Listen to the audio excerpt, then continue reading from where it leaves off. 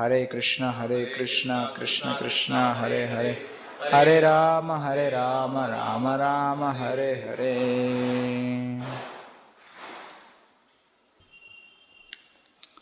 வழக்கமாக தினமும் காலையில் ஸ்ரீமத் பாகவதம் படிப்போம். இன்னைக்கு ஸ்ரீமத் பாகவதத்துக்கு பதில் நம்ம தீபாவளி பற்றி சில விஷயங்கள் பார்க்கலாம். இன்னைக்கு தீபாவளி. எல்லாருக்கும் தீபாவளி வாழ்த்துக்கள். ஹரே கிருஷ்ணா.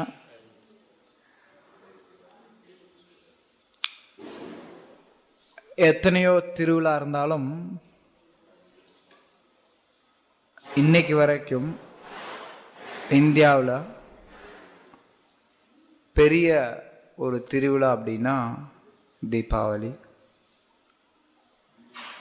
இந்தியாவில் பல இடங்களில் பல திருவிழாக்கள் இருக்கு.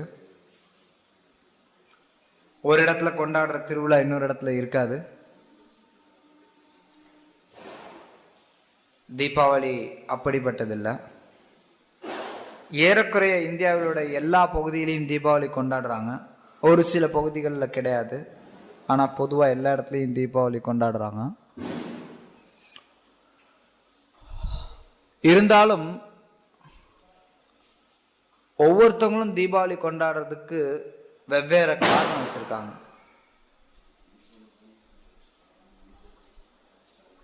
ஒவ்வொரு பகுதியினரும் இப்ப தமிழ்நாட்டில் இருக்கிறவங்க கிட்ட எதுக்குப்பா தீபாவளி கொண்டாடுறோம் அப்படின்னு கேட்டோம்னா பொதுவாக வரக்கூடிய பதில், கிருஷ்ணர் நரகாசுரனை கொன்ன நாள், அதை நாங்கள் தீபாவளியாக கொண்டாடுறோம் அப்படின்னு சொல்கிறாங்க. வட இந்தியாவில் போனோம் அப்படின்னா பொதுவாக அவங்க சொல்லக்கூடியது, பெரும்பாலானோர் ராமர் அயோத்தியாவுக்கு திரும்பி வந்த நாள், ராமர் தன்னுடைய வனவாசத்தை முடிச்சுட்டு சீதை, லக்ஷ்மணர், வானரங்கள் எல்லாரையும் கூட்டிட்டு அயோத்தியாவுக்கு திரும்பி வந்த நாள், அதை அவங்க தீபாவளியா கொண்டாடுறாங்க. பம்பாயில அல்லது குஜராத்ல ஒரு சில இடங்கள்ல பார்த்தோம் அப்படின்னா அவங்களுக்கு அது புது வருஷம். குறிப்பா இந்த வியாபாரம் பண்ணக்கூடியவங்க பார்த்தீங்கன்னா அவங்களுக்கு தீபாவளிங்கிறது புது வருஷ பிறப்பு. வங்காளத்துல பார்த்தோம் அப்படின்னா அங்க தீபாவளி அப்படிங்கிறது துர்கா பூஜா. இப்படி பல இடங்கள்லையும் பல காரணங்களோட மக்கள் தீபாவளியை கொண்டாடுறாங்க. பெரும்பாலும் மக்கள் கொண்டாடுறதுன்னு பார்க்கும்போது ராமர் அயோத்தியாவுக்கு திரும்பி வந்த நாள், அதுதான் நிறைய மக்களால் அனுசரிக்கப்படக்கூடிய ஒண்ணு. இருந்தாலும் மற்ற நம்பிக்கைகளும் இருக்கு. பொதுவா இந்த காரணங்கள்னால தீபாவளி அப்படிங்கிறது ஒரு வைஷ்ணவ திருவிழான்னு நம்ம சொல்லலாம். உண்மையில வைஷ்ணவ திருவிழா தான். ஏன்னா ராமர் அயோத்தியாவுக்கு திரும்பி வந்த நாள், கிருஷ்ணர் நரகாசுரனை கொன்ன நாள். அது மட்டும் இல்லாம பலி மகாராஜர் கிட்ட இருந்து வாமனர் எல்லா சொத்தையும் புடுங்கினதும் தீபாவளி அன்னைக்குன்னு தான் சொல்றாங்க. தீபாவளி அன்னைக்கு, அதாவது வாமனர் தோன்றின நாள் வேற. வாமனர் பலி மகாராஜ்கிட்ட போய் தானம் கேட்டு பலி மகாராஜர் அந்த தானத்தை கொடுத்து 3 அடி நிலம் கொடுத்ததையும் அந்த 3 அடி நிலத்தை வச்சு உலகம் மொத்தத்தையும் அளந்தது. உலகம் மொத்தத்தையும் அளந்துட்டு அதுக்கப்புறம் இடம் பத்தாம பலி மகாராஜருடைய தலையிலேயே காலை வச்சு அவரை பாதாள லோகத்துக்கு அனுப்புனது. இதுவும் தீபாவளி அன்று நடைபெற்றதா தான் சொல்றாங்க. அதுக்கப்புறம் பார்த்தோம்னா நம்ம இந்த கௌடிய வைஷ்ணவர்கள் சமஸ்கிருத மாதத்தினுடைய இந்த மாதம் கார்த்திக் மாதம். இந்த கார்த்திக் மாதத்துல பார்த்தோம்னா நம்ம மாசம் முழுக்க தாமோதரருக்கு, கிருஷ்ணருக்கு, தாமோதரர் அப்படின்னா யார் ஒருத்தர் உரல்ல கட்டி போடப்பட்டாரோ அவர், யாருடைய இடுப்புல கட்டி போடப்பட்டாரோ அவர். கிருஷ்ணர் அன்னை யசோதையினால உரல்ல கட்டி போடப்பட்டார். அதை கொண்டாடுறதுக்காக நம்ம ஒரு மாசம் முழுக்க, கார்த்திக் மாதம் முழுக்க தாமோதர திருவிழா கொண்டாடுறோம். ஆனாலும் அந்த அந்த நிகழ்ச்சி சரியா கிருஷ்ணரை அன்னை யசோதை உரல்ல கட்டி போட்ட அந்த நிகழ்ச்சி தீபாவளி அன்று நடந்ததா சொல்லப்படுது. தீபாவளிக்கு மறுநாள் கோவர்தன பூஜா. நாளைக்கு இங்க கோவர்தன பூஜையும் கொண்டாடுவோம். நம்ம கோயில்ல விமர்சையா ஞாயிற்றுக்கிழமை கொண்டாடுறோம். மக்கள் நிறைய பேர் வர்றதுக்கு வசதியான நாளைக்கு கோவர்தன பூஜை கொண்டாடுவோம். ஏன்னா நாளைக்கு தான் உண்மையில கோவர்தன பூஜை. கோவர்தன பூஜை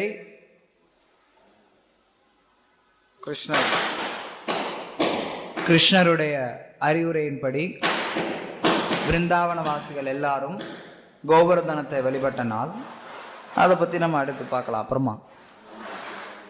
இப்படி பல இடங்கள்ல பல காரணங்களோட தீபாவளி அப்படிங்கிறது ரொம்ப ஒரு விமரிசையான ஒரு பண்டிகை கொண்டாடப்பட்டு வருது. தீபாவளி அப்படின்னா, தீபா அப்படின்னா தீபம், எல்லாருக்கும் தெரியும். வழி அப்படின்னா நிறைய. இன்னொரு விதத்தை சொல்லணும்னா, தீபாவளி அப்படின்னா நிறைய தீபங்களை கொண்டு கொண்டாடப்படக்கூடிய ஒரு திருவிழா தீபாவளி. பொதுவா தீபம் அப்படிங்கிறது அதனுடைய பணி ஒளியை கொடுக்கக்கூடியது,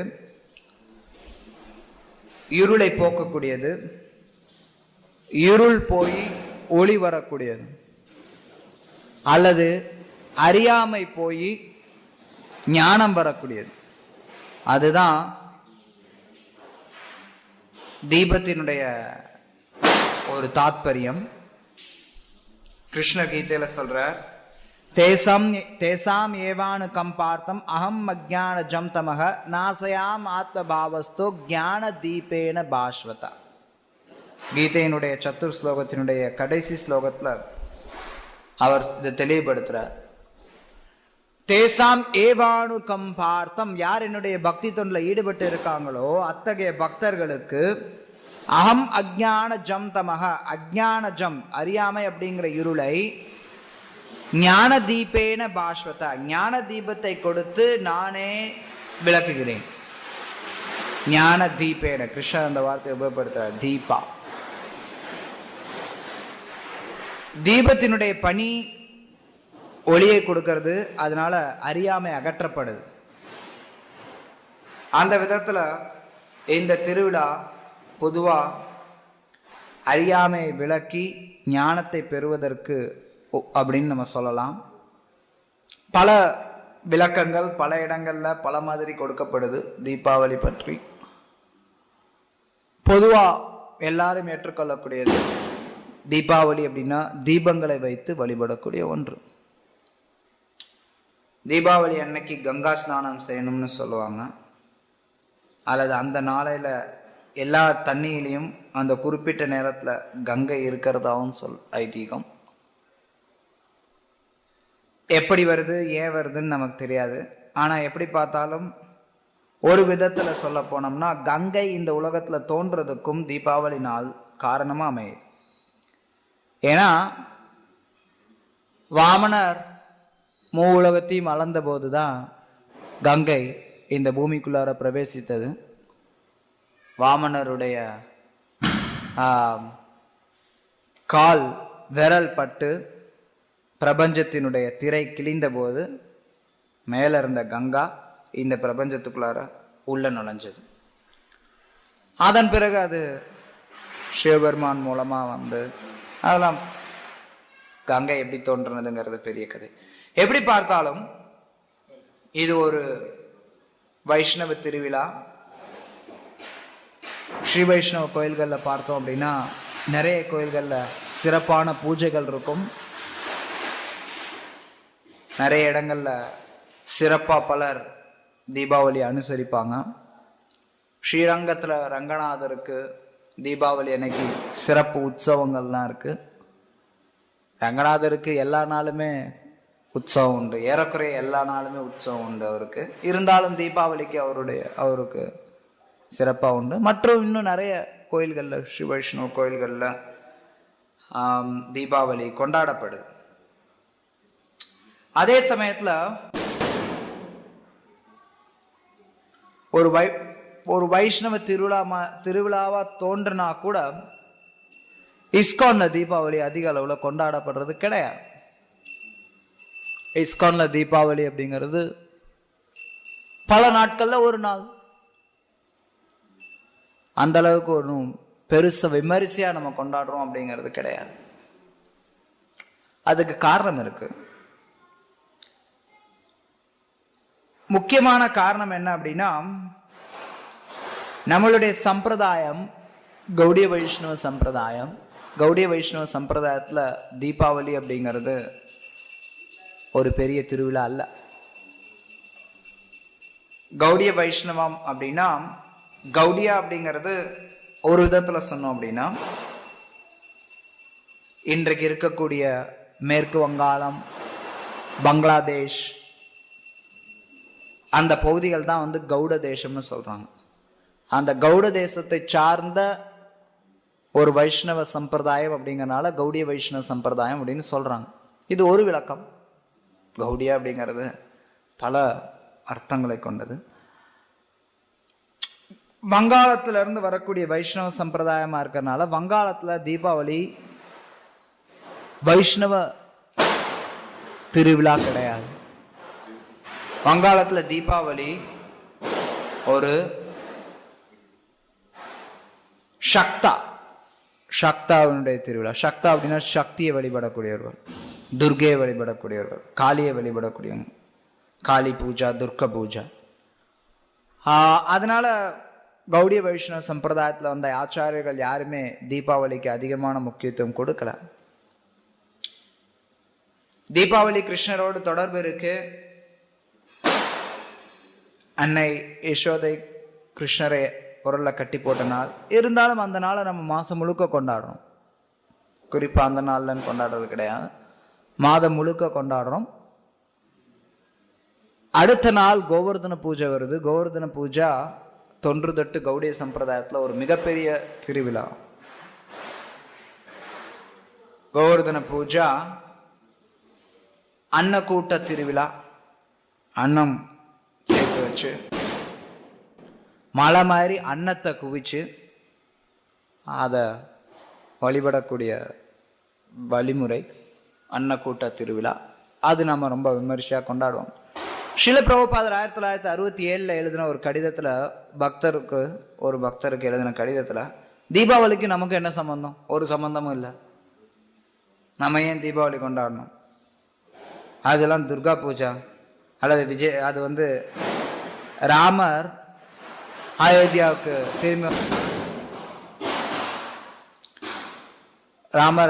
திரும்பி வந்த நாள் அப்படின்னா கூட நமக்கு அதுக்கு சம்பந்தம் இல்லை அப்படின்னு ஒரு கடிதம் எழுதினார்.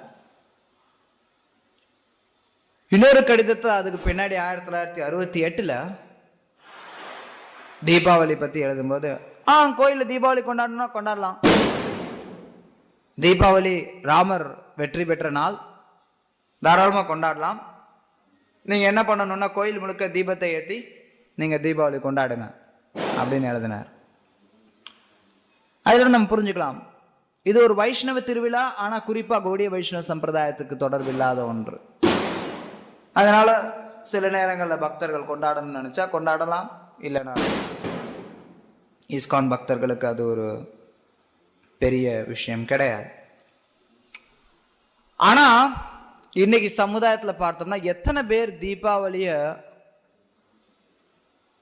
உண்மையா ஒரு திருவிழா அப்படிங்கிற ஒரு எண்ணத்துல கொண்டாடுறாங்க? திருவிழா அப்படின்னா மங்களகரமான ஒன்று. விழாக்கள் எத்தனையோ இருக்கலாம், ஆனா திருவிழா அப்படின்னா எது ஒரு மங்களகரமானதோ அதுதான் திருவிழா. ஆனா இன்னைக்கு எத்தனை பேர் தீபாவளிய கிருஷ்ணர் நரகாசுரனை கொன்னார் அப்படிங்கறதெல்லாம் புரிஞ்சுக்கிறாங்க? கிடையாது. மக்களே நரகாசுரனா இருக்கிறாங்களே. இன்னைக்கு இருக்கக்கூடிய ஒவ்வொரு மக்களும் நரகாசுரனா தான் இருக்கிறாங்க. எல்லாரும் நினைக்கிறாங்க நரகாசுரனை கிருஷ்ணர் அழிச்சாரு, அதனால நான் கொண்டாடுறேன். நீயே நரகாசுரனா தானே. நரகாசுரன் என்ன பண்ணான்? நரகாசுரன் பல பெண்களை கடத்தி கொண்டு வந்து அடைச்சு வச்சிருந்தான். அல்லது நரகாசுரனுடைய ஒரு தன்மை, அவன் காமவயப்பட்டிருந்தான். அதுதான் கிருஷ்ணர் நரகாசுரனுடைய இடத்துக்கு போய் நரகாசுரனை கொல்றதுக்கு ஒரு காரணம். ஒரு சிலர் நவீன காலத்துல நரகாசுரன் வந்து தமிழன் அப்படின்னு சொல்லி ஒரு சிலர் சொல்லிக்கிட்டு, நரகாசுரன் தமிழன், கிருஷ்ணர் ஆரியன், தமிழனை கொன்ன திருவிழாவை நம்ம கொண்டாடக்கூடாதுன்னு சொல்லி முட்டாள்தனமா பேசிட்டு இருக்காங்க. கிருஷ்ணர் ஆரியன் கிடையாது. கிருஷ்ணர் பகவான். ஆரியா அப்படிங்கிறதும் நிறைய பேர் நினைக்கிறாங்க ஒரு இனம் அப்படின்னு நினைக்கிறாங்க. ஆரியர் அப்படிங்கிறது ஒரு இனம் கிடையாது. ஆரியன் அப்படிங்கிறது யாரெல்லாம் வாழ்க்கையினுடைய குறிக்கோளை அறிந்திருக்கிறாங்களோ அவங்க எல்லாருமே ஆரியர்கள். வாழ்க்கையினுடைய குறிக்கோளை அறிந்து பண்பட்ட நபர்கள் ஆரியர்கள் அழைக்கப்படுறாங்க. அதனால உலகத்துல எந்த பகுதியில வேணாலும் ஆரியர்கள் இருக்கலாம். வெள்ளைக்காரங்க கூட ஆரியர்கள் ஆகலாம். வட இந்தியாவில் இருக்கிறவங்க கூட ஆரியன் இல்லாம இருக்கலாம். வட இந்தியாவை சேர்ந்தவெல்லாம் ஆரியன்னு சொல்றது ஒரு தவறான கருத்து. சரி, அது ஒரு பெரிய விவாத, அது ஒரு பெரிய விஷயம். ஆரிய திராவிட அப்படிங்கிற ஒரு தவறான அபிப்பிராயங்கள்.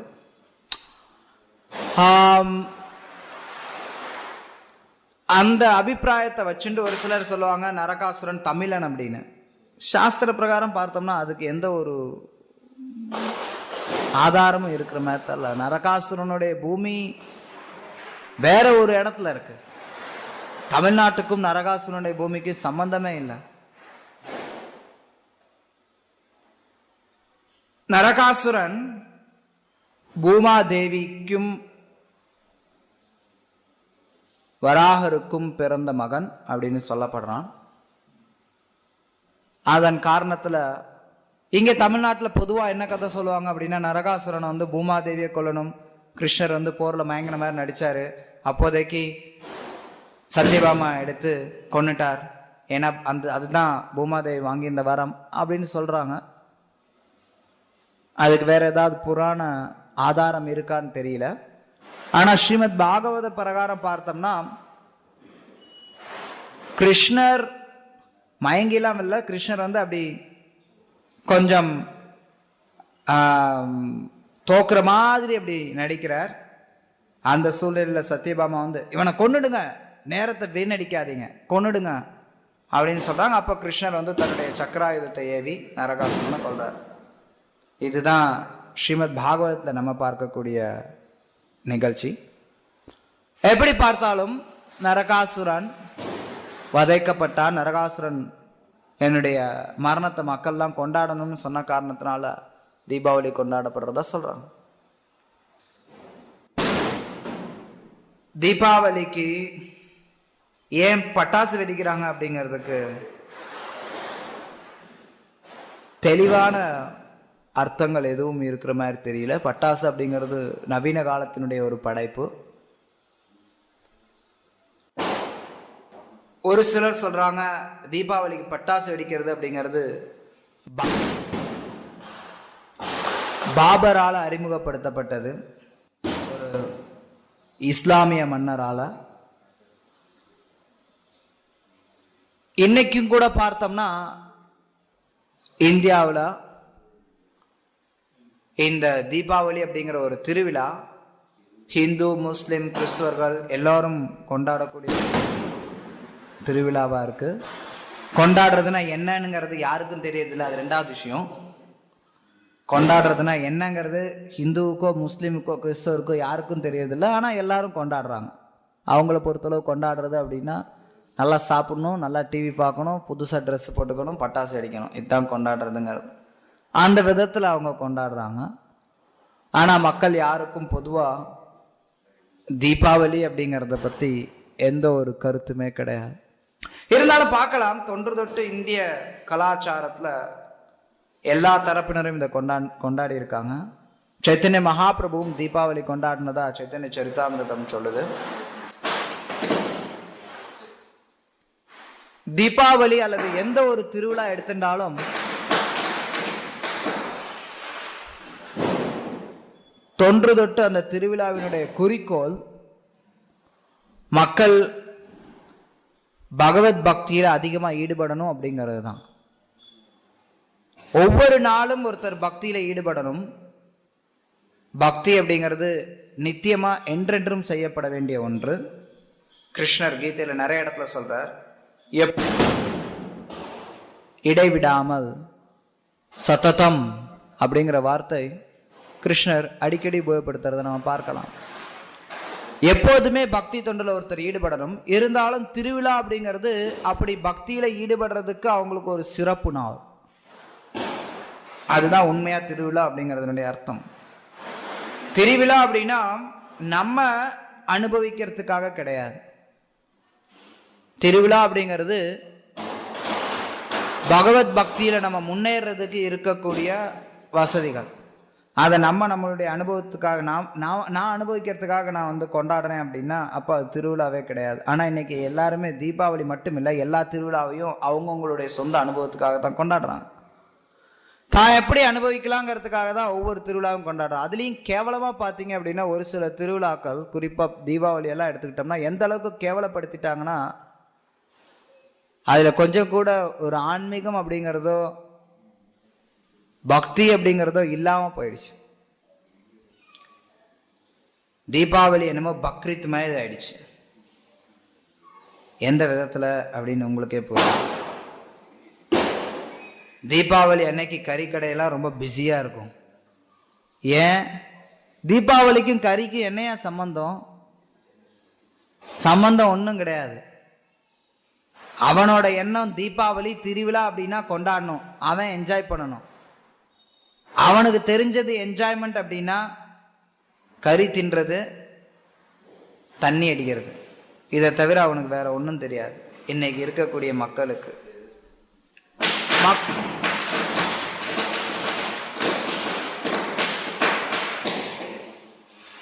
மக்களுக்கு திருவிழா அப்படிங்கிறத வெறும்னு கொடுத்து லீவு கொடுத்தா மட்டும் பத்தாது, அதுக்கான ஞானத்தையும் கொடுக்கணும். அது ஏன் கொண்டாடணும் அப்படிங்கிறதும் மக்களுக்கு தெரியணும். இல்லைன்னா இதெல்லாம் பிரயோஜனமே கிடையாது. ஏன் திருவிழா கொண்டாடணும்? எதுக்கு தீபாவளி கொண்டாடணும்? தீபாவளி இந்த மாதிரி கொண்டாடுறதுல அவசியமே இல்லை. அதுக்கு தீபாவளி வராமலே போகலாம். கறி தின்னு தண்ணி அடிக்கிறதுக்காக ஒருத்தன் தீபாவளி கொண்டாடுறான்னா அத்தகைய தீபாவளி அவசியமே இல்லை. ஏன்னா திருவிழா அப்படிங்கிறது ஒருத்தனை பகவானை நோக்கி பக்கத்துல கொண்டு வரணும், ஒருத்தனை அறியாமையிலிருந்து இருள்ல இருந்து வெளிச்சத்துக்கு கொண்டு வரணும். ஆனா அந்த திருவிழா உபயோகப்படுத்தி ஒருத்தன் இன்னும் அதிகமான இருள்ல போறான் அப்படின்னா அப்ப அந்த திருவிழாவுடைய பலன் என்ன இருக்கு? எதுக்கு அந்த திருவிழா கொண்டாடணும்? எதுக்கு புது ட்ரெஸ் போடணும்? எதுக்கு கங்கா ஸ்நானம் பண்ணணும்? எதுக்கு இந்த தண்டத்தெல்லாம் பண்ணிட்டு இருக்கணும்? ஒன்னும் பிரயோஜனம் கிடையாது. இதெல்லாம் எத்தனை பேர் புரிஞ்சுக்கிறாங்க? சொல்பம், ரொம்ப குறைவான மக்கள் தான். 2 நாளைக்கு முன்னாடி நியூஸ் பேப்பர்ல போடுறோம், தீபாவளிக்காக டாஸ்மாக் கடை முழுக்க சரக்கெல்லாம் நிறைய ரொப்பி இருக்கிறாங்க. ஏன்னா இன்னைக்கு இருக்கக்கூடிய மக்களுக்கு தெரிஞ்சது அதுதான். தீபாவளி என்ன கொண்டாட்டம், திருவிழா அப்படின்னா நல்லா குடிக்கிறது. ஏன் அந்த மாதிரி ஒரு கலாச்சாரம் வந்தது குறிப்பா தமிழ்நாட்டில் அப்படின்னா தெரியல. எல்லா இடத்துலயும் நிறைய இடத்துல. வட இந்தியாவில் அந்த மாதிரி கிடையாது. வட இந்தியாவில் தீபாவளிக்கு யாரும் கறி தின்ன மாட்டாங்க, தண்ணி அடிக்க மாட்டாங்க. அப்கோர்ஸ் இன்னைக்கு எல்லாம் மாறின்னு இருக்கு, எல்லா இடத்துலையும் மாறின்னு இருக்கு. இருந்தாலும் தென்னிந்தியாவில் அதிகம். சில நேரத்தில் நான் யோசிக்கிறேன், தீபாவளிக்கும் பக்ரீத்துக்கும் என்ன வித்தியாசம்? ஒரு வித்தியாசமும் இல்லை. எல்லா நாள்லையும் கறி தின்றாங்க, எல்லா நாள்லையும் ஆடுலாம் சாவுது. இன்னும் சொல்ல போனா பக்ரீத்தோட தீபாவளிக்கு தான் அதிக ஆடு சாவுது. ஏன்னா இந்துக்கள் தான் ஜனத்தொகை ஜாஸ்தி. அதனால பக்ரீத்தோட தீபாவளிக்கு தான் அதிகமான ஆடு சாவுது. எல்லாத்தோட அதிகமா இதுல தான் டாஸ்மார்க்கு வருமானம் வருது. கேவலமான வருமானம். எப்படி பார்த்தாலும் இன்றைக்கு மக்கள் தீபாவளி கொண்டாடுறதுல எந்த ஒரு அர்த்தமுமே கிடையாது. அர்த்தத்தை புரிஞ்சுக்காம கொண்டாடுறதுல பிரயோஜனமும் கிடையாது. உண்மையில அவங்களுக்கு அது ஒரு, யாரும் இதை ஒரு மத சடங்கு திருவிழா அது மாதிரி யாரும் நினைக்கிற மாதிரி தெரியல. ஏதோ நமக்கு அனுபவிக்கிறதுக்கு ஒரு நாள், அவ்வளவுதான். எல்லாரும் எல்லாரும் எல்லாரும் புது ட்ரெஸ் போடுறான், எல்லாரும் புது ட்ரெஸ் போடுறான், நானும் புது ட்ரெஸ் போடுறேன். எல்லாரும் வெடி வெடிக்கிறேன், நானும் வெடி வெடிக்கிறேன். எல்லாரும் தண்ணி அடிக்கிறான், நானும் தண்ணி அடிக்கிறேன். எல்லாரும் கறி தின்றான், நானும் கறி தின்றேன். இதுதான். வேற ஒன்றும் அதுல எந்த ஒரு அண்டர்ஸ்டாண்டிங்கும் கிடையாது.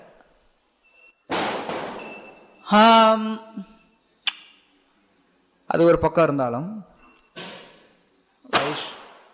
வைஷ்ணவ கலாச்சாரத்தின்படி பார்த்தோம்னா இதுவும் பகவானை பற்றி அதிகமா கேட்கறதுக்கு, அவருடைய பக்தியில அதிகமா ஈடுபடுறதுக்கு, அவருக்கு அதிகமா சேவை பண்றதுக்கு இது நமக்கு ஒரு வாய்ப்பு. நம்ம ராமாயணத்திலிருந்து ஸ்ரீராமர் அயோத்தியாவுக்கு திரும்பி வந்த பகுதிகளில் இருந்து கொஞ்சம் படிக்கலாம்.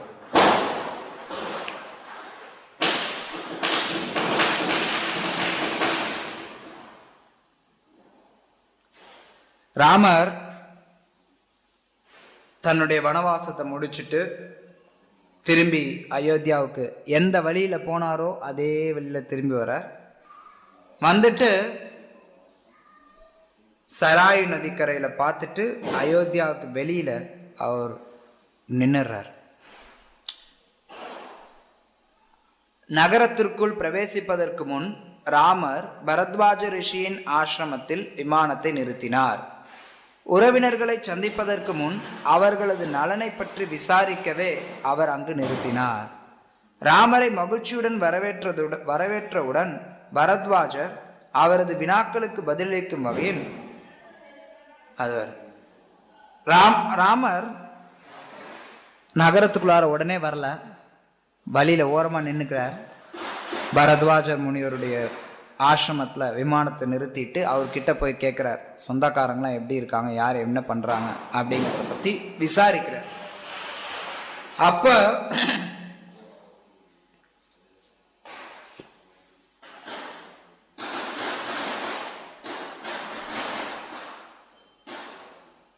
அங்க பரத்வாஜர் ராமருக்கு பதில் சொல்றார்.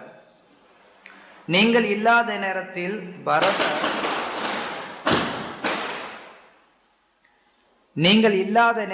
பரதர் மான் தோலையும் மரப்பட்டையும் உடுத்திக் கொண்டு ஜடாமுடியை தரித்து கொண்டு கடுமையான துறவு வாழ்க்கையை மேற்கொண்டார். உமது பாதுகைகளை ராஜசிம்மாசனத்தில் வைத்து உமக்கு கீழ்ப்படிந்தவராக ராஜாங்கத்தை ஆட்சி புரிந்து வருகிறார். ஓ ராமா, எனது யோக சக்தியின் மூலம் நீங்கள் இந்த பூமி பாரத்தை குறைத்து விட்டீர் என்பதை தெரிந்து கொண்டேன். ஆகையால் நீங்கள் விரும்பும் எந்த வரத்தினையும் நான் தங்களுக்கு அளித்திட மகிழ்வுறுவேன் என்று கூறினார்.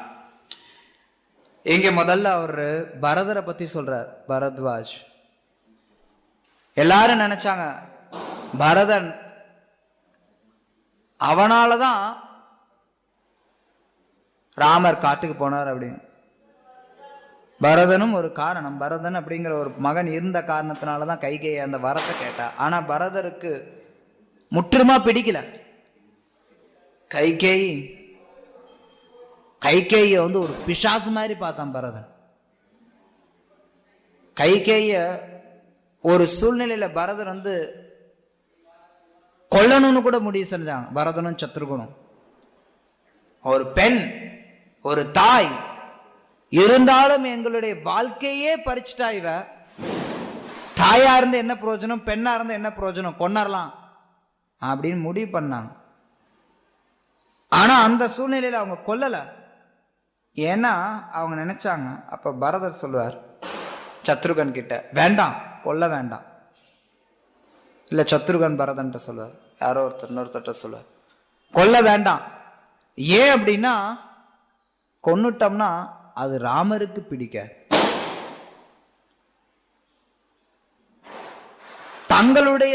தங்களுக்கு பிரியமான ராமர் போனது அவங்களுக்கு இதயத்துல அவ்வளவு ஒரு பெரிய வலியை கொடுக்குது. அதை கூட பரவாயில்ல தாங்கிக்கலாம். ஆனா ராமருக்கு நம்ம கைகேயை கொண்டு அது மூலமா வலியை கொடுக்க கூடாதுன்னு நினைச்சாங்க. பரதருடைய பக்தி அவ்வளவு உயர்ந்தது. ராமர் இல்லாத போது ராமர் காட்டுல எப்படி இருக்காரோ அதே போல, இன்னும் சொல்ல போனா அதை விட கடுமையான தவத்தை பரதர் மேற்கொண்டார்.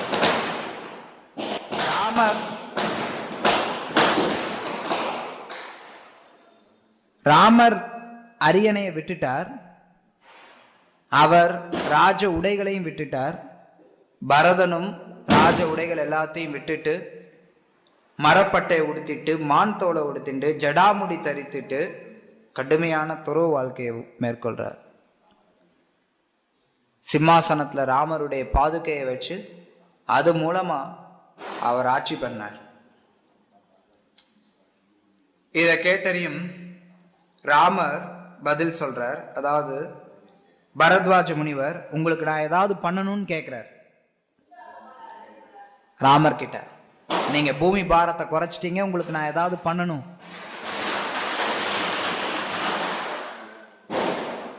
ராமர் நினைக்கிறார் எனக்கு இவர் என்ன பண்ணணும், எனக்கு இவர் பண்றதோட எனக்காக சேவை பண்ணாங்க இந்த வானரங்கள், இவங்களுக்கு ஏதாவது பண்ணா நல்லா இருக்கும்.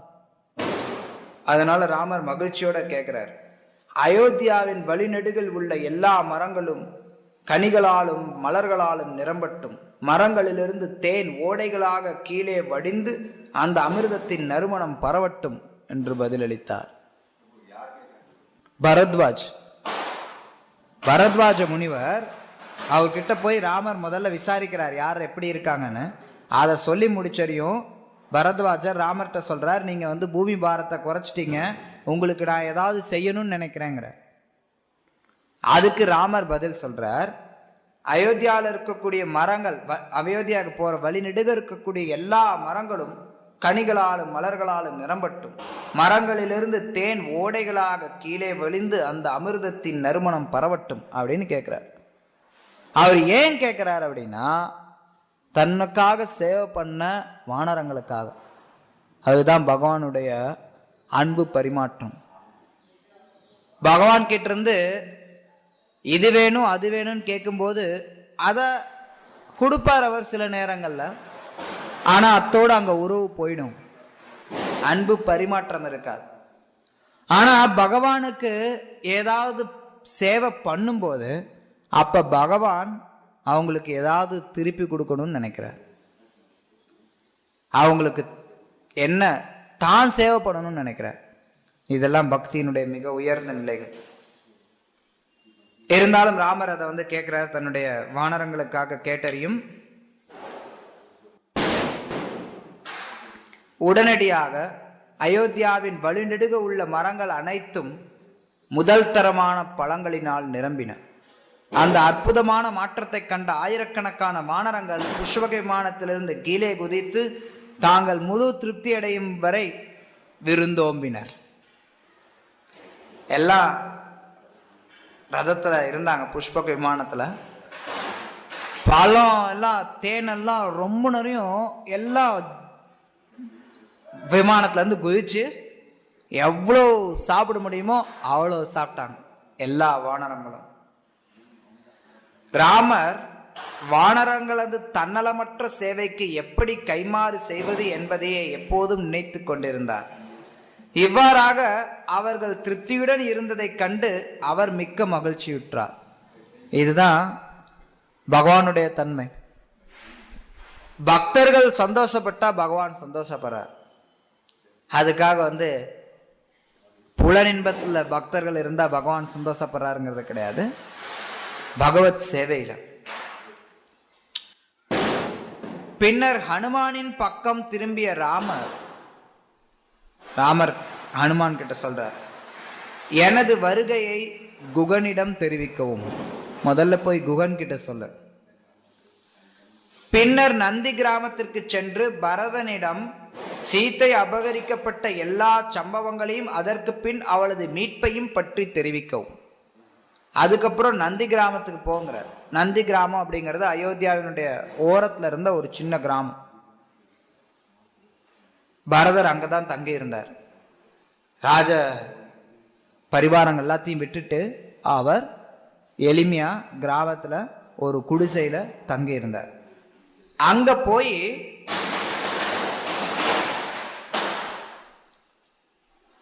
பரதனிடம் சீத்தை அபகரிக்கப்பட்டது, மறுபடியும் மீட்டு கொண்டு வந்து எல்லா தகவலையும் நீ சொல்லுங்கிறார். அதுக்கப்புறம் பாருங்க ராமருடைய பெருந்தன்மையை. எனது வருகையை கேட்டதும் பரதனின் முகத்தின் அறிகுறியை கவனமாக காணவும். அவர் சொல்றார், ராமர் நான் வந்துட்டேங்கிறத பரதன்ட்ட சொல்லு. பரதனுடைய முகத்துல என்ன மாதிரியான மாற்றங்கள் இருக்குங்கிறத பார். சந்தோஷப்படுறானா, வருத்தப்படுறானா, பெருமகிழ்ச்சி அடைகிறானா, இல்ல சரி வரட்டும் அப்படின்னு இருக்கானா? அதுக்காக ராமர் பரதன் மேல சந்தேகம் வச்சிருக்கார் அப்படிங்கறது அர்த்தம் இல்ல. ராமர் பரமாத்மாவா எல்லா இடத்துலயும் இருக்கார், அது மட்டும், அதனால அவருக்கு எல்லாமே தெரியும். இருந்தாலும் இங்க ராமர் தன்னுடைய பெருந்தன்மையை காட்டுறார், அவருடைய மிக உயர்ந்த குணத்தை வெளிப்படுத்துறார்.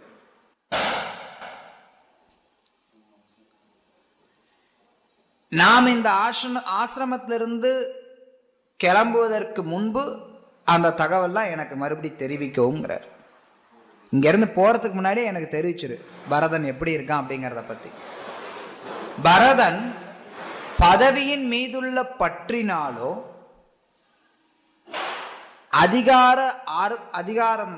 அதிகாரத்தினாலோ அல்லது ராஜபோக வாழ்விற்காகவோ அல்லது கைகேயின் தூண்டுதலினாலோ ராஜ்யத்தை ஆள விரும்பினால் அவ்வாறு அவன் செய்வதை அனுமதிப்பதில் நான் மகிழ்ச்சி அடைகிறேன்.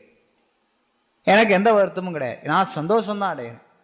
என்ன காரணம் வேணாலும் இருக்கட்டும்.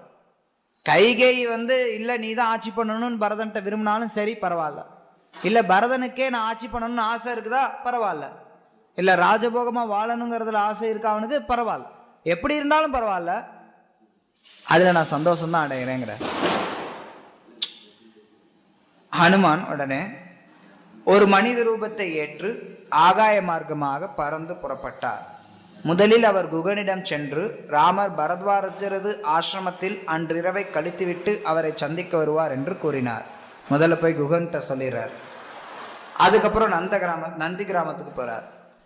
நந்தி கிராமத்திற்கு வந்த ஹனுமான் அங்கு பரதன் மரப்பட்டையை உடுத்தி கொண்டு ஜடாமுடி தரித்திருப்பதை கண்டார். பரதன் ஒரு சிறிய குடிலில் பழங்களையும் கிழங்குகளையும் மட்டுமே புசித்து வந்து மிகவும் இளைத்து போய் பரிதாபமாக காணப்பட்டார். பரதர் ரொம்ப இழைச்சிட்டார். 14 வருஷமா ஒழுங்கா எதுவுமே சாப்பிடல. ராமர் அங்க பழமும் கிழங்கும் தான் சாப்பிடுறார், நான் இங்க வேற என்னத்தை சாப்பிடுறது? இது பரதனுடைய தன்மை. சில நேரங்கள்ல உண்மையில நம்ம பக்தர்களும் அதை பின்பற்றணும். பகவான் என்ன சாப்பிட்றாரோ அதை நம்ம சாப்பிடணும். பகவானுக்கு ஏதோ ஒண்ணு கொடுத்துட்டு நம்ம விருந்து சாப்பிட்றது கிடையாது.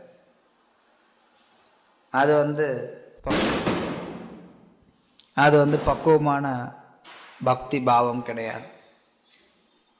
பகவானுக்கு நல்லா கொடுக்கணும். அதை தான் நம்ம இங்க பார்க்கிறோம். பழங்களையும் கிழங்குகளையும் மட்டுமே புசித்து வந்து மிகவும் இளைத்து போய் பரிதாபமாக காணப்பட்டார். பின்னர் ஹனுமான் பரதனை நோக்கி பார்த்துட்டார். முதல்ல பரதன் எப்படி இருக்காருங்க அதை பார்த்தோன்னு ஹனுமான் அவர்கிட்ட பேச ஆரம்பிக்கிறார். நான் ராமரின் தூதுவனாக இங்கு வந்துள்ளேன். அவர் உமது நலனை பற்றி விசாரிக்கவும் தான் விரைவில் அயோத்தியாவிற்கு திரும்பி வரப்போவதையும் தெரிவிக்க விரும்பினார். அதற்காக என்னை அனுப்பினார் அப்படின்னு சொல்றார். இந்த இனிய மொழிகளை கேட்டவுடன் பரதனின் முகம் பேரானந்தத்தில் ஜொலித்தது. உன்னதமான உணர்வுடன் மிகவும் மகிழ்ச்சி அடைந்த பரதன் தரையில் மூர்ச்சை அடைந்தார். அப்படியே மயங்கி விழுந்துட்டார். சந்தோஷத்துல, பரவசத்துல. தனது சுய நினைவு திரும்பியதும் பரதன் எழுந்து ஹனுமானை பூரண திருப்தியுடன் தழுவிக்கொண்டார். பிறகு ஹனுமானை கண்ணீர் மழையினால் நனைத்தார். சும்மா 2 சொட்டு 3 சொட்டுலாம் இல்ல, கண்ணீர் வந்து மலை மாதிரி வருது. பரதன் ஆனந்த கண்ணீர். ஆனந்த கண்ணீர்ங்கிறது இந்த பக்கமா வருமா? யாராவது பொதுவானது அப்படி வரும் தண்ணி. ஆனா ஆனந்தத்தை கண்ணீர் வந்தா இந்த பக்கமா வரும். ஆனந்த கண்ணீர்ல அவர் நினைச்சு அவர் சொல்றார், என்னிடம் நீ இந்த நற்செய்தியை கொண்டு வந்தமையால் நான் உடனடியாக உனக்கு 1,00,000 பசுக்களையும் 100 கிராமங்களையும் 16 குமரி பெண்களையும் வெகுமதியாக அளிக்கிறேன். உடனே தானம். இவ்வளவு ஒரு நல்ல செய்தியை கொண்டு வந்திருக்க, நான் உனக்கு தானம் அளிக்கிறேங்க. தயவு கூர்ந்து ராமர் வனவாசத்தின் போது நேர்ந்த அனைத்தையும் என்னிடம் கூறுங்கள் அப்படின்னு கேட்கிறார். ராமரின் வனவாசத்தை பற்றிய எல்லா விஷயங்களையும் விவரித்த பின்னர் அவரது உடனடி வருகையை பற்றியும் கூறி ஹனுமான் முடித்தவுடன், நான் நீண்ட நாட்களாக மனதில் வைத்து போற்றி இருந்த விருப்பம் நிறைவேறிவிட்டது என்று பரதன் உற்சாகத்துடன் அறிவித்தார். ரொம்ப சந்தோஷம் பரதனுக்கு. பிறகு பரதன் சத்ருகனை நோக்கி ராமரை வரவேற்பதற்கான எல்லா ஏற்பாடுகளையும் செய்யுமாறு உத்தரவிட்டார். இவ்வாறாக சுமந்திரன் மற்றும் இதர மந்திரிகள் அனைவரும் யானைகள் மேலேறி விரைவில் நந்தி கிராமத்தை வந்தடைந்தனர். கௌசல்யா, சுமித்ரா மற்றும் கைகேயி பல்லக்கில் வந்தனர். மிச்சவங்களாம் வராங்க. இவர் வந்து செய்தி சொல்லி அனுப்பிட்டார் சத்ருகன் கிட்ட. அங்க அயோத்தியால இருந்த மந்திரிகள் எல்லாரும் நந்த கிராமத்துக்கு வந்துடுறாங்க. கௌசல்யா, சுமித்ரா, கைகேயி அவங்களும் வந்து பல்லக்கில் வராங்க. கட்டிடக்கலை நிபுணர்கள் அல்லது பொறியியல் வல்லுநர்கள் அவங்க என்ன பண்ணாங்கன்னா, நந்தி கிராமத்துக்கும் அயோத்தியாவுக்கும் நடுவுல நந்தி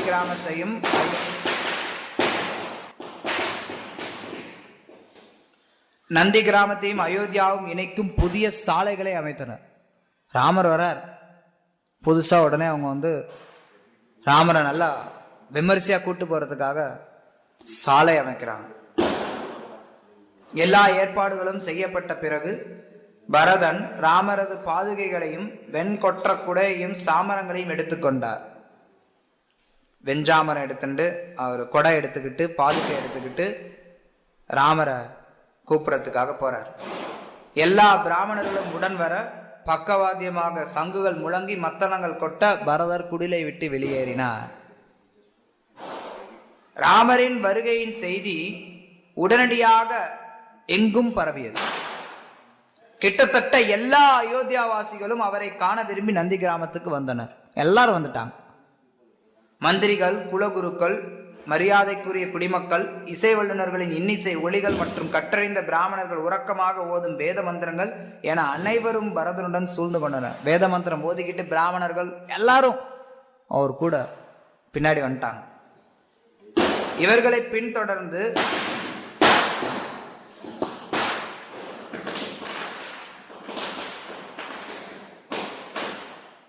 இவர்களை பின்தொடர்ந்து தங்க கயிற்றினாலான கடிவாளங்களுடன் கூடிய அழகிய குதிரைகளால் பூட்டப்பட்ட ரதங்கள் வந்தன. இந்த ரதங்கள் தங்க இலைகளால் நெய்யப்பட்ட சித்திர வேலைப்பாட்டுடனான கொடிகளாலும் இதர பல்வேறு அலங்கார வேலைப்பாடுகளான பல அளவுகளை கொண்ட கொடிகளாலும் அலங்கரிக்கப்பட்டன.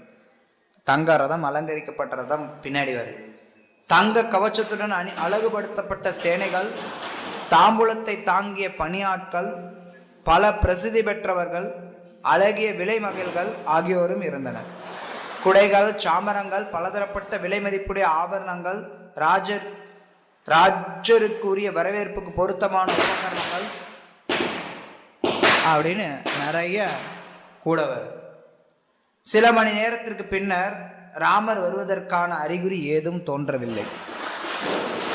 பாரதர் பார்க்கிறார், என்னதுரா இது, ஹனுமான் இன்னத்தை சொன்னாரு, ராமர் வராருன்னு நம்மளும் இவ்வளவு ஏற்பாடு பண்ணிட்டா, ராமர் வர்ற மாதிரி தெரியலையே. மிகுந்த கவலையுடன் ஹனுமானை நோக்கி, உன்னது இயற்கையான வானரத்தன்மையை வெளிப்படுத்தி என்னுடன் விளையாட வேண்டாம் என்று கேட்டுக்கொள்கிறேன். விளையாடாத, நீ வானரம், உன் வேலையை காட்டாத.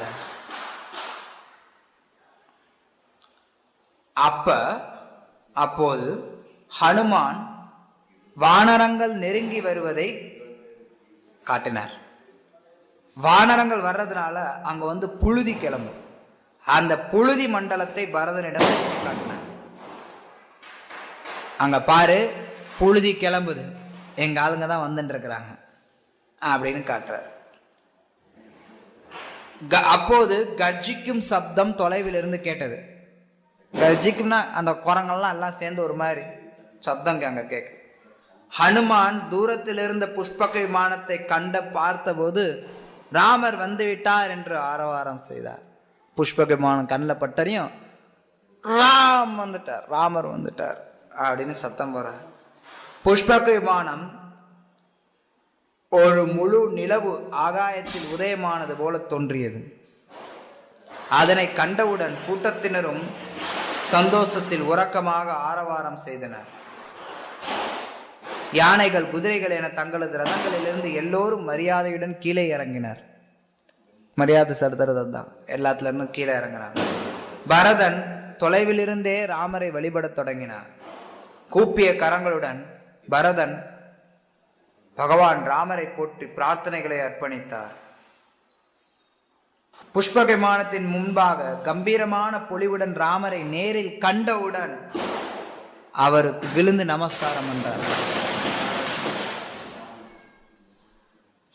அந்த தெய்வீக புஷ்பக விமானம் தரையில் இறங்கிய போது பரதன் விரைந்து முன் சென்று தனது மூத்த சகோதரனை வரவேற்க ரதத்தின் மேல் ராமர் உடனடியாக தனது இருக்கையில் எழுந்து பரதனை தனது மடியில் பற்றி கொண்டு தழுவிக்கொள்ள விரும்பினார். பரதனது இதயம் பரவசத்தில் இலகி அவரது கண்களில் கண்ணீர் நிரம்பியது. பகவான் ராமச்சந்திரரை நோக்கி அவரது பாத கமலத்தை அன்புடன் கூடிய பேரானந்தத்தில் நமஸ்கரித்தார். அவர் பாத்திரி குடுகுடன் ஓடி போய் விழுந்து வணங்குறார். பரதன் மிகவும் இளைத்து போயிருப்பதை ராமர் கண்டார்.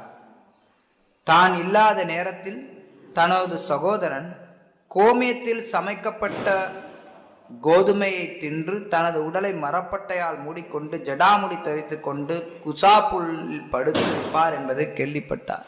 இதுதான் தப வாழ்க்கை.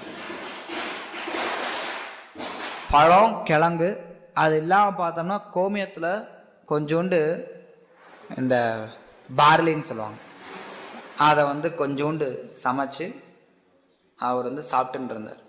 அதுதான் அவருடைய உணவு. ரொம்ப இழைச்சி போயிருந்தார். அதை கேள்விப்படுறார், பார்க்கிறார். மாபெரும் கருணை வாய்ந்தவரான பகவான் ராமர் இதை கேட்டதும் மிகவும் வருந்தினார். அதன் பின்னர் பரதன் லக்ஷ்மணரையும் சீதையையும் போற்றி புகழ்ந்து வரவேற்றார். பின்னர் அவர் சுக்ரீவனை அரவணைத்து, நாங்கள் 4 ஆயினும் இப்போது நீங்கள் எமது 5வது சகோதரர் ஆகிவிட்டீர் என்று கூறினார். சுக்ரீவன் கிட்ட பரதன் சொல்றார், நாங்க 4 பேர், உன்னோட சேர்ந்து நாங்க 5 பேர் ஆயிட்டோம் அப்படிங்கிறார். அதன் பிறகு ஒவ்வொருத்தரும் அவரை பார்க்குறாங்க. அயோத்தியா மக்கள் எல்லாரும் வராங்க. ராமர் தனது தாய்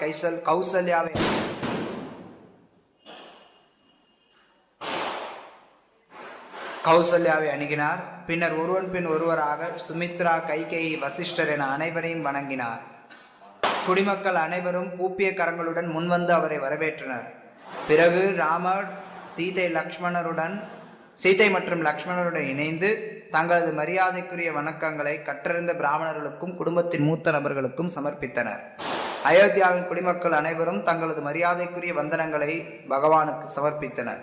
அயோத்தியாவின் குடிமக்கள் தங்களது அரசர் நீண்ட நாட்கள் இல்லாது திரும்பி வந்ததை கண்டவுடன் அவருக்கு மலர் மாலைகளை அர்ப்பணித்தனர்.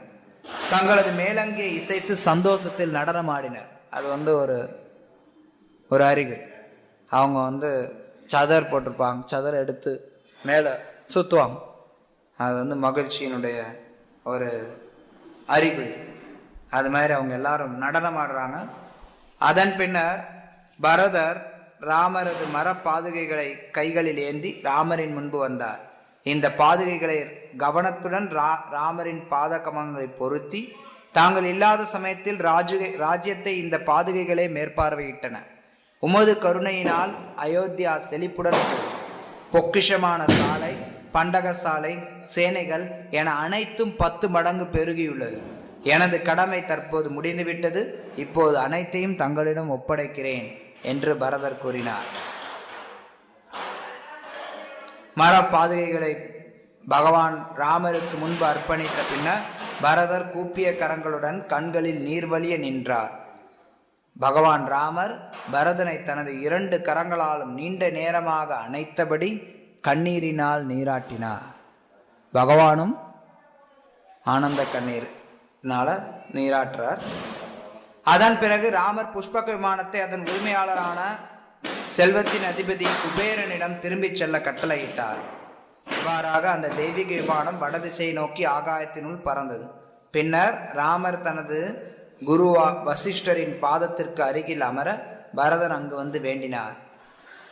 அன்பு சகோதரரே, இனியும் தாமதிக்காமல் பட்டாபிஷேகம் செய்து கொண்டு அரியணையில் அமர்ந்து ராஜபோக வாழ்க்கைக்கு திரும்பி வரவும். பின்னர் ராமர் பெரும் விழாவிற்கு மத்தியில் அயோத்தியாவிற்குள் பிரவேசித்தார். உள்ள போகும்போதும் பெரிய திருவிழாவோட பிரவேசிக்கிறார்.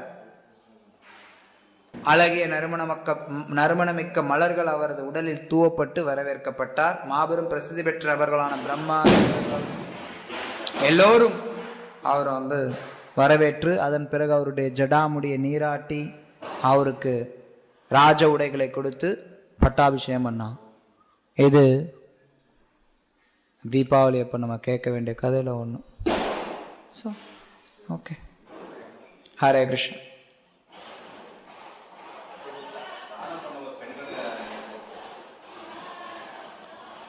கேள்வி கேட்கிறார், பரதன் தானம் கொடுக்கும்போது ஏன் பெண்களையும் சேர்த்து கொடுக்கிறார்? வழக்கம், வேத கலாச்சாரம், பெண்கள் தானமா கொடுக்கப்படுறது வழக்கம்.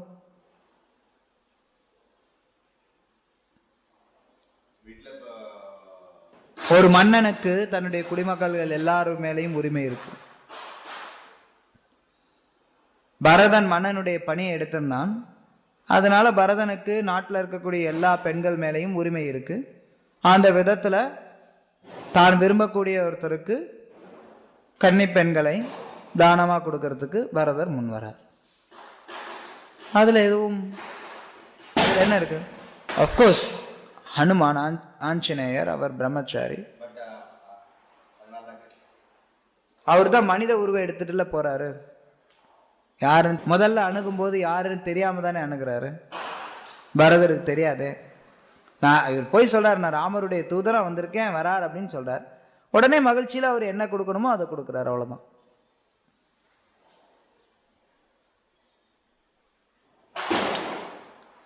வேற ஏதாவது கேள்விகள்? रामचंद्र भगवान की जय, भगवान श्री कृष्ण की जय, दीपावली महोत्सव की जय। हरे कृष्ण।